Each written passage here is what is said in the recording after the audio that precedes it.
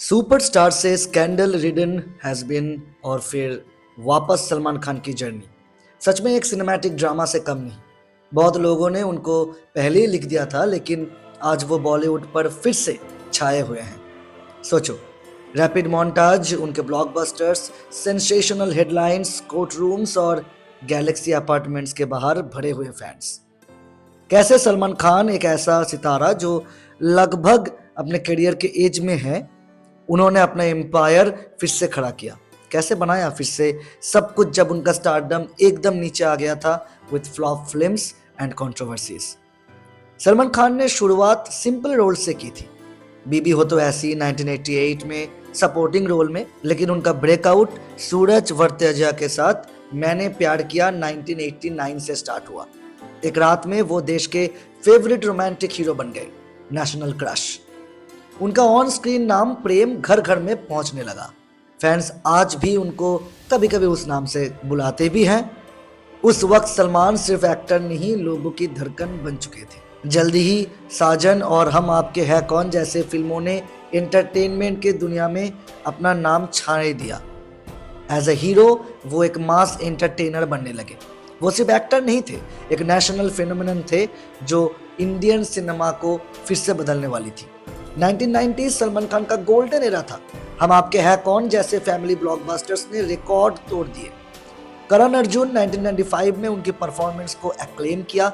जुड़वा 1997 जैसी comic films ने भी एक कल्ट फॉलोइंग तैयार कर दी उनके फैंस के लिए। सलमान की खासियत थी एफर्टलेस स्क्रीन प्रेजेंस, मास कनेक्ट और स्ट्रॉन्ग फैमिली अपील। फैंस सिर्फ देखते नहीं थे, वो कॉपी भी करते थे। शायद यही स्टारडम है। उनकी हेयर स्टाइल फॉलो करते थे, जिम कल्चर अडॉप्ट करते थे, सलमान मसल्स बनने की कोशिश करते थे। जब वो स्क्रीन पर चले आते, लोग उनके पीछे चल पड़ते। इस दौर में सलमान ने ट्रेंड्स भी सेट किए। उनको फॉलो करना भी एक स्टाइल स्टेटमेंट बन गया। नए मिलियनियम के लिए सलमान को समझना थोड़ा मुश्किल है। जो पारिवारिक और थोड़ा पर्वी हिट्स देने के लिए मशहूर थे, उनके एक के बाद एक फ्लॉप्स और इनकंसिस्टेंट फिल्म्स आने लगे, जिनके स्क्रिप्ट्स भी शायद थोड़ी सी इनकंसिस्टेंट थे जरूर।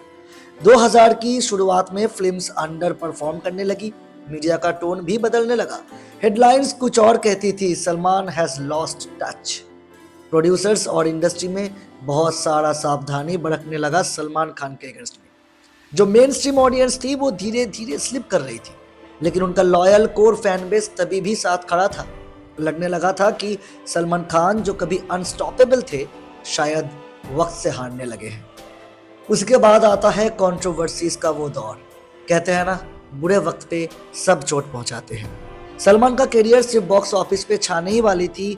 धीरे धीरे जब वो कम होने लगी, तभी कंट्रोवर्सीज भी आने लगे जो उनके पब्लिक इमेज को और खराब कर रहे थे। सबसे पहला था 1998 ब्लैक बक केस। हम साथ साथ हैं कि शूटिंग के दौरान राजस्थान में एक प्रोजेक्ट ब्लैक बक डियर को शिकार करते हुए उनको एक्लेम किया गया। लोगों ने दावा किया कि सालों से वहां पे जो कल्चरल ब्लैक बक देखी जाती थी, उनमें से एक का शिकार सलमान खान ने किया है। जोधपुर जेल में बहुत दिनों से वो थे भी। उसके बाद बेल मिली, उसके बाद चल बसे 2018, तब उनको कन्विक्टेड फॉर 5 इयर्स मिला। हिज कोर्ट हियरिंग हेडलाइन बनी और उनकी इमेज पर लगा सबसे बड़ा काला दाग, सलमान खान इन जेल। उसके बाद आया 2002 हिट एंड रन केस। अभी हालात संभले भी नहीं थे।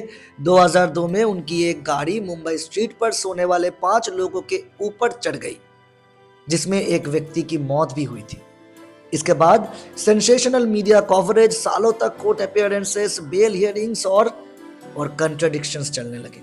2015 में कुछ रिपोर्ट्स के अनुसार कल्पेबल होमोसाइड्स के लिए उनको गिल्टी पाया गया। इसका जिक्र वक्त में हर सेंटेंस के साथ था, लेकिन अपील में उनको बाद में एक्विट भी कर दिया गया। यह केस 2 दशकों तक हेडलाइंस थी। मीडिया इससे बहुत ज्यादा टीआरपी ऑलरेडी बटोर चुकी है। इसके बाद शुरू हुई उनकी रिलेशनशिप कंट्रोवर्सीज। इसके बाद नहीं, शायद खत्म होने से बहुत पहले ही ये शुरू हो चुकी थी, लेकिन मीडिया के सामने आई 1990 से 2001 तक। उनके पर्सनल रिलेशनशिप्स ऑलरेडी बहुत उतार चढ़ाव से जा रही थी। तभी ऐश्वर्या राय के साथ उनका एक इमोशनल और एक्सप्लोसिव रिश्ता सामने आया। ब्रेकअप के बाद ऐश्वर्या ने कुछ एलिगेशंस भी उठाए जो मीडिया ने बहुत अच्छी तरीके से टीआरपी के लिए यूज भी किया, और leaked phone tape, scandal phone calls, तेज हेडलाइंस थी। ये सारा ईयरली 2000s के मीडिया को सबसे ज्यादा डोमिनेट करती थी, और सलमान खान को बॉलीवुड में बैड बॉय का इमेज मिला। इसके बाद जो सबसे बड़ी प्रॉब्लम थी शायद, वो थी पब्लिक इमेज क्राइसिस। साल दर साल सलमान खान का नाम गलत वजह से न्यूज में आ रही थी। 2000 के आखिर तक सारे हेडलाइंस उनके लिए बुरी ही कहती थी। क्या सलमान खान का एरा ओवर हो गया? उनको एक बैड बॉय जैसा थप्पा मिल गया था जो पपाराजीज बार बार सामने आने लगे, और उसके बाद कोर्ट केसेस, स्पॉन्सर्स और डायरेक्टर्स उनके साथ छोड़ने लगे। कई लोगों ने मना किया था, लेकिन उनके करीबी लोगों के बोलने के बावजूद ये चीजें बंद नहीं हुई। जब लग रहा था कि उनका रास्ता खत्म हो गया है, सलमान खान एक सिनेमैटिक प्लॉट ट्विस्ट दिखाते हैं। 2009 में उन्होंने अपने आप रीब्रांडिंग किया, रोमांटिक हीरो से एक्शन हीरो बनने का डिसीजन लिया।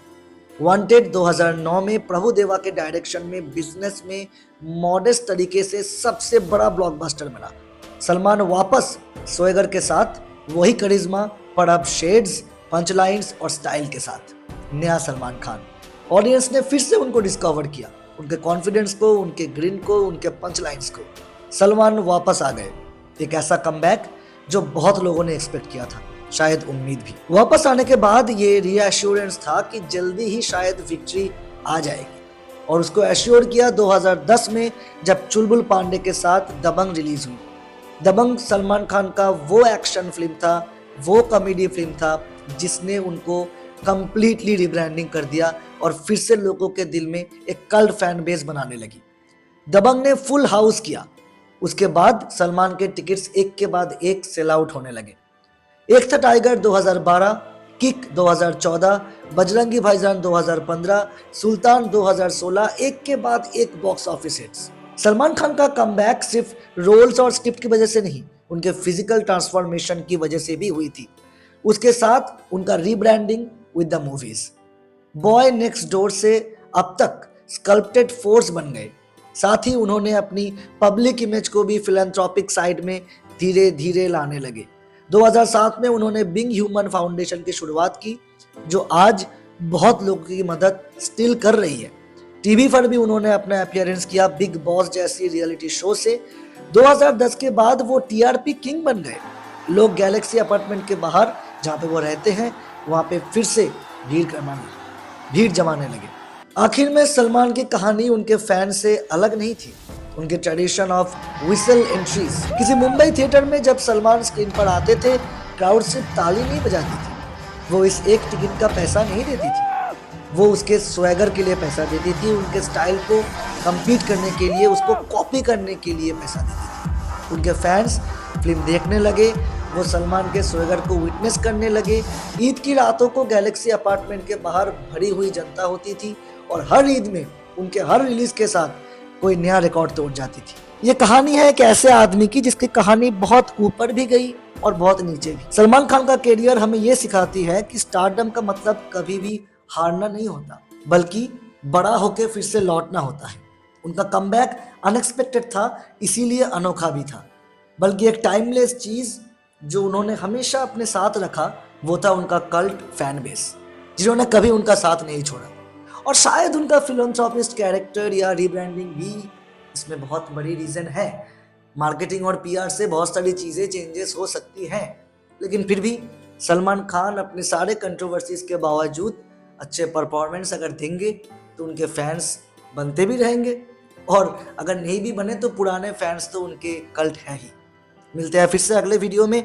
सब्सक्राइब कीजिए हमारे चैनल को, लाइक बटन दबाइए और बेल आइकॉन दबाना मत भूलिएगा, क्योंकि हम फिर से आएंगे एक कोई और कंट्रोवर्सी या लाइफ स्टोरी या सक्सेस स्टोरी लेके आपके साथ, जो एंटरटेनमेंट को लेके होगी या शायद बॉलीवुड।